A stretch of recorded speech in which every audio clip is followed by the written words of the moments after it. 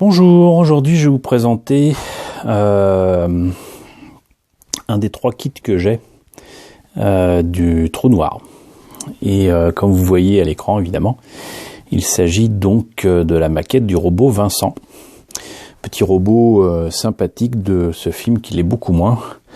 Parce que pour la petite histoire, ce film de Disney de 1979, Le Trou Noir, a quelques éléments qui pourraient sembler sympathiques, mais c'est un film qui très sincèrement aurait pu être pondu dans les années 50 et semblait beaucoup plus sympa émanant de cette époque, mais qui pour moi n'a absolument pas compris l'intérêt qu'avait le public d'alors par rapport au succès de Star Wars. C'est-à-dire que ce film a été précipité par Disney pour profiter de la vague de sympathie qu'il y avait autour des films de science-fiction, et on se retrouve avec un truc antidaté et qui franchement est très décevant à bien des niveaux, surtout au niveau du scénario et des dialogues et des personnages. Enfin bon, voilà, on a vraiment l'impression de voir un truc des années 50-60 qui débarque la même année que la sortie du film Alien de Ridley Scott. C'est quand même un peu la honte. Maintenant, par contre, j'ai beaucoup de sympathie pour, j'allais dire, le méca design de ce film. Et du coup, au fil des années, j'ai réussi à obtenir les kits des 2 robots, Vincent et Maximilien. Donc c'est Maximilian en anglais, mais il me semble que c'est Maximilien en français. Je ne sais plus, il y a une éternité que je n'ai pas vu le film. Et surtout le vaisseau Cygnus. Alors pour le vaisseau Cygnus, il faudra patienter un petit peu parce que un ami me l'a envoyé, mais il est très vieux, il est en morceaux et les pièces se cassent toutes seules. Par contre, Maximilian et Vincent, je les ai sous boîte, et donc je vais pouvoir vous les présenter sereinement. Comme vous avez pu le voir, donc cette boîte de Vincent elle est face à vous, mais surtout c'est un des plus vieux kits que j'ai, puisque je l'ai acheté, je pense, dans les années 80. Je l'ai trouvé tout à fait par hasard en solde dans une boutique, et il s'agit de la boîte, j'allais dire la boîte française, mais c'est en fait la boîte vendue en France. Et ce que je trouve amusant, hop, quand même revenir ici, essayer de voir ça, c'est que il y a un petit autocollant ici qui a été rajouté et qui ne fait pas apparaître la taille, les qualités du kit vanté par MPC, mais donc MPC, ce kit de MPC qui va devenir plus tard AMT ERTL, était vendu donc en France par Meccano, les mêmes qui avaient la licence Star Wars à cette époque-là. Donc Miro Meccano a vendu du Star Wars Lucasfilm et du Trou Noir Disney, avant même que les 2 sociétés ne fassent plus qu'une. Voilà, c'était prophétique. Quoi qu'il en soit, donc, boîte française qui a vécu, elle m'a suivi lors de différents déménagements. Voilà, d'ailleurs je vois qu'il y a des trucs écrits en français au-dessus. Pour le modéliste intermédiaire, ça veut strictement rien dire. Moulé entièrement en couleur, pièces plaquées brillantes, colle requise pour l'assemblage. On peut peindre le modèle pour l'appareiller aux illustrations. Là, ça aurait pu être fait par Google Crad. Pas de problème. Donc, sinon des images du film avec la Vincent, avec c'est étrange. Il est argenté, mais on a l'impression que c'est plutôt des paillettes que de l'argent. Le Cygnus, là les photos du modèle de tournage sont absolument magnifiques. Et enfin Maximilien, qui est donc ce robot diabolique, tout de rouge vêtu, et qui va donner un peu de fil à retordre à nos héros. Donc ici d'autres photos, là exactement la même que de l'autre côté, et ici d'autres photos issues du film. Et qu'est-ce qui s'y dit? Les bras, les jambes, les canons laser interchangeables permettent de nombreuses positions différentes. La tête tourne et le casque se soulève. Le support de treillis donne une impression de lévitation, ce qui est pas faux. Ce qui est pas faux. Voilà. Donc on a fait le tour de la boîte. Je pense que maintenant il va être nécessaire de montrer un petit peu ce qu'il y a dedans. Alors on va commencer par la notice de montage avec un joli petit dessin de Vincent. C'est une grosse notice, hein. C'est vraiment énorme. Alors par contre maquette à l'ancienne comme d'habitude, avec des pièces en deux parties qu'il va falloir coller et poncer, limer avant de pouvoir en tirer le meilleur. On a effectivement là déjà le choix entre mettre la bouboule toute seule ou les espèces de pieds ou pistons qui permettent au robot de, comment dirais-je, de tenir un petit peu en équilibre. Des paires de bras avec des pinces différentes là aussi en option. Hop, c'est quand même très très grand. Un intérieur qui permet de faire un truc rotatif. La tête est en deux morceaux là aussi malheureusement. Par contre on a une pièce assez sympathique que je vous montrerai tout à l'heure, qui est à la fois en chromé et en transparent. Ça c'est très cool. C'est très difficile à lire ce machin. Ce que je vous ai montré tout à l'heure, en fait, c'était les étapes 7, 8, 9, 10. Pas évident. Donc, en fait, il faut vraiment le mettre à plat sur un grand bureau. Donc là, c'est les premières étapes. Ensuite, on met les différentes pièces optionnelles ou non. Là, apparemment, il y a pas mal de décalco à placer.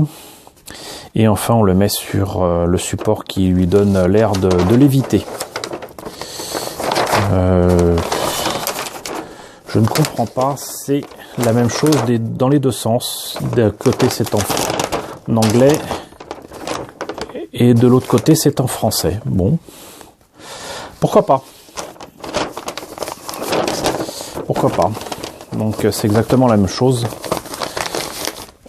dans les deux faces avec deux langues différentes. J'ai la particularité d'avoir deux planches de décalco, puisque la planche de décalco originale, la voici. Elle a un peu jauni, mais les pièces blanches sont restées blanches. Et il y avait ce truc là ici qui se supposait marquer je ne sais quoi dans le corps de Vincent. Les yeux ici, les oreilles on va dire. C'est pas si mal imprimé pour l'époque, hein, sincèrement. Et j'avais peur que ça vieillisse mal, et donc du coup je m'étais acheté chez JT Graphics une nouvelle planche de décalco, et je pensais que ça serait un peu mieux que l'original, et au final pas tant que ça. À la limite l'écriture de Vincent étant plus gras, je pense que là c'est beaucoup plus correct au niveau de la police de caractère. Mais pour le reste, j'ai quand même l'impression que c'est identique, hein. C'est strictement identique. Les chiffres qui apparaissent ici sont beaucoup plus lisibles ici que là. Ouais, c'est... À part là, pour le nom de Vincent, c'est kiff kiff bourricot, quoi. Donc, je vais pas dire que c'était une grosse déception, mais disons que c'est un achat dont j'aurais pu me passer. Qu'est-ce qu'il en est pour les pièces? Alors, on va essayer de voir ça. Alors, j'avais commencé à le monter il y a facilement 25 ans, donc ça, c'est le stand qui est quand même pas mal avec le nom de Vincent inscrit. Avec la petite tige métallique qui permet de faire comme s'il évitait. C'est pas mal du tout. Par contre la tige c'est un peu oxydé. On a des pièces transparentes qui ici par exemple sont des éléments qui correspondent à là où il y a les espèces de lasers. Qu'est-ce que je peux vous montrer de là-dedans? Ça va être compliqué parce que j'avais commencé donc comme je vous le disais, à monter la tête, et Donc en fait on peut voir en gros le cerveau de Vincent. Là ça serait ses yeux, hop. Là c'est la partie chromée qui correspondrait au cerveau. Et cette partie-là transparente qui le fait apparaître. Et ça c'est le dôme. Oups, c'était le dôme de Vincent. Donc a priori, je sais plus comment ça fonctionne, mais on va y arriver. À un moment dans le film, il cache sa tête et il y a le truc qui s'ouvre. Et voilà, mais bon. Donc ça se met comme ça a priori.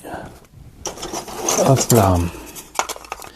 Donc si je le voulais, à la limite, si je me compliquais la vie, je pourrais faire un petit écran ici, hein, avec ce qu'on a maintenant, que ce soit en termes de montre ou quoi. Il y a peut-être moyen de faire quelque chose, qui sait. Et donc voilà, c'est quand même un beau morceau. Et on a là toutes les pièces nécessaires pour faire ce brave Vincent. Avec effectivement des pièces chromées, ce qui à l'époque, en 79, était commun pour les voitures, mais pas si commun que ça pour les kits de science-fiction. Je vois qu'il y a des petites pièces qui mériteraient d'être manipulées avec un peu plus de précaution que ce que je viens de faire là. Là on a aussi des pièces à la Bandai, j'allais dire, puisque là en fait on a des bandes rouges, et ces bandes rouges se mettent directement là, ce qui évite quand même un travail de masquage fastidieux. Donc c'est pas mal du tout. C'est un kit qui, malgré son âge, en tout cas un capital sympathie énorme, et qui n'a pas beaucoup de défauts visibles, à part bien évidemment le fait que les pièces soient à coller et à limer à l'ancienne, mais bon, ça c'est l'époque qui voulait ça. Voilà, donc ça c'était la présentation du robot Vincent du trou noir. Un kit qui date de 79 et qui donc a logiquement presque 40 ans. Il a 38 ans cette année. Un kit de 38 ans, ça se respecte. Et boum, il tombe. Donc j'espère que cette présentation quand même vous aura plu. J'espère pouvoir vous présenter ce qu'il en résultera dans quelques temps, pas tout de suite, hein, ne rêvez pas. N'hésitez pas à me dire ce que vous en pensez dans la section commentaires. N'hésitez pas à liker, n'hésitez pas à partager, n'hésitez pas à vous abonner si ce n'est déjà fait. Je vous retrouve très vite pour les autres vidéos autour du trou noir.